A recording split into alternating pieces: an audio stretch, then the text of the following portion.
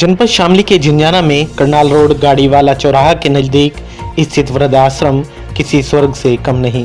यह स्वर्ग है उन बुजुर्गों के लिए जिन्हें उनके ही परिवारों ने सड़कों पर खुले आसमान के नीचे जीने के लिए मजबूर कर दिया। उम्र के आखिरी पड़ाव पर अपने ही बच्चों के द्वारा भुला दिए गए यह लोग इस आश्रम में पूरे सम्मान के साथ एक परिवार की तरह रहते हैं। वृद्धाश्रम में जीवन जीने के लिए सभी सुविधाएं उपलब्ध हैं। यहाँ पर उनके लिए भोजन की व्यवस्था से लेकर साफ धुले कपड़े तक उपलब्ध रहते हैं। आइए जानते हैं आश्रम संचालिका लक्ष्मी गुप्ता ने साक्षात्कार के दौरान क्या कहा। झिंझाना में स्थित एक वृद्ध आश्रम है जो समाज कल्याण के द्वारा संचालित है। उसकी संचालिका हैं लक्ष्मी गुप्ता जी। हम उनसे आज बात करेंगे कि ये आश्रम किस ढंग से चल रहा है, कौन चला रहा है, कितने वृद्ध आपके आश्रम में हैं, किस किस तरह की स्थितियों परिस्थितियों का सामना आपको करना पड़ता है, उन सब के बारे में जानकारी करेंगे। लक्ष्मी जी, आप यहाँ की इंचार्ज हैं जी। और जब से आश्रम बना तब से आप ही हैं, जब से मैं देख रहा हूँ। जी ये पहले आश्रम शामली होता था जी। और उसके बाद ये यहाँ पर आया है। शामली में और यहाँ में क्या फ़र्क महसूस कर रहे हैं? बस सर ऐसा है, सामने में थोड़ी जगह छोटी थी और उसके दो पार्ट थे। एक पार्ट जो था वो ज़्यादा सही था वैसे, और एक पार्ट जो था वो थोड़ा बेकार था। उसमें टीन सेट था, तो इसीलिए वहाँ से डीएम साहब का आदेश हुआ वहाँ से चेंज करने का। तो यहाँ थोड़ा वहाँ से खुला खुला वातावरण है, तो यहाँ लोगों को घूमने फिरने के लिए जगह पर्याप्त है और बिल्डिंग भी ठीक स्थिति में है, तो इसीलिए बस वहाँ से यहाँ शिफ्ट हो गए। यहाँ पे अब कितने वृद्ध हैं और कहाँ कहाँ से लगभग होंगे? अभी यहाँ 50 मौजूद है वृद्ध, और इसमें कुछ अदर जिले के हैं, वैसे ज़्यादातर लोकल शामली के ही। जी। समाज कल्याण जैसे इसको संचालित करता है, कभी कोई निरीक्षण वगैरह के लिए भी आता है? हाँ आते हैं, मंथली DSW का निरीक्षण होता रहता है। अच्छा। और बाकी के भी कभी CDO साहब भी आते हैं, ADO साहब भी आते हैं, और एक बार DM साहब भी आ चुके हैं, और कुछ समाज सेवी भी जुड़े हुए हैं, वो भी आते जाते। तो समाज कल्याण के द्वारा संचालित है, लेकिन कोई संस्था इसको चला रही है?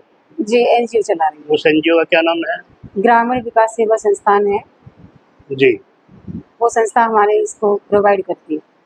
यहाँ पर 150 बेड का ये आश्रम है। जी 150, लेकिन उपस्थिति या जो रजिस्टर्ड हैं वहाँ वो लगभग 50 होते हैं। रजिस्टर्ड तो सर इसमें 60 है हमारे पास इस टाइम, 60 में, लेकिन उपस्थिति जो है वो 50 की। 50 की उपस्थिति है। 48 की। तो क्या वजह है, मतलब लोग आते नहीं या यह क्षेत्र खुशहाल है, इसमें आवश्यकता नहीं है?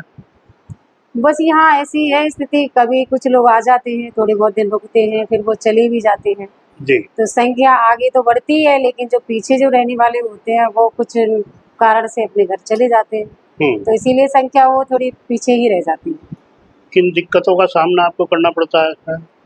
बस दिक्कत तो वैसे कुछ नहीं है, लेकिन इन लोगों की वृद्धावस्था होती है, तो एक तरह से ये लोग जिद्दी टाइप के हो जाते हैं, जो ये कहते हैं वही इनको चाहिए होता है।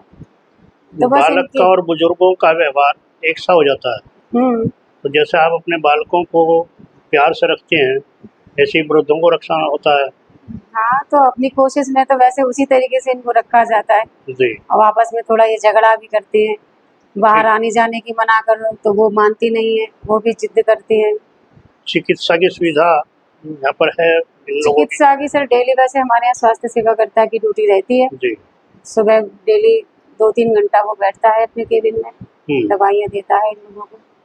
और फिलहाल तो किसी की स्थिति कोई सीरियस है नहीं, अगर होती भी है तो हम लोग उसे स्वास्थ्य विभाग की सहायता ले लेते हैं। हाँ, हॉस्पिटल लेकर जाते हैं। सहयोग करता है? सहयोग करता है सर जी।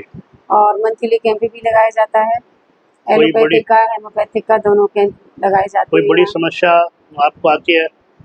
नहीं, वैसे कोई ऐसी बड़ी समस्या नहीं है, विभाग सारी सब चीजें देखता रहता है, आते जाते रहते हैं, कोई ऐसी समस्या वैसे नहीं है। जैसे ये कार्य है बड़ा मेहनत का और परेशानी भरा है, आप संतुष्ट हैं इसमें? हाँ बाबूजी, मैं तो संतुष्ट हूँ। उस मुझे तो 7 साल हो गए इन लोगों के सब माहौल में, मैं तो जी। एक तरह से ढल चुकी हूँ। मौजूदा समय में आश्रम में 20 महिलाएं और 30 पुरुष रहते हैं। सुबह 7 बजे नाश्ता, दोपहर में खाना और फिर 3 बजे एक बार फिर चाय और कुछ हल्का नाश्ता और रात को खाना आश्रम में प्रतिदिन दिया जाता है। आश्रम में खाना साफ सफाई के साथ और बिल्कुल घर जैसा माहौल दिया जाता है। आश्रम में बुजुर्गों के लिए डॉक्टर और निःशुल्क दवाइयाँ भी हर समय उपलब्ध रहती हैं। यह आश्रम समाज कल्याण विभाग द्वारा सहायता प्राप्त ग्रामीण विकास सेवा संस्थान लोधी धर्मशाला नगाई चपाड़ा अतरौली अलीगढ़ द्वारा संचालित किया जाता है। नवचेतन सत्यवास के लिए ब्यूरो रिपोर्ट।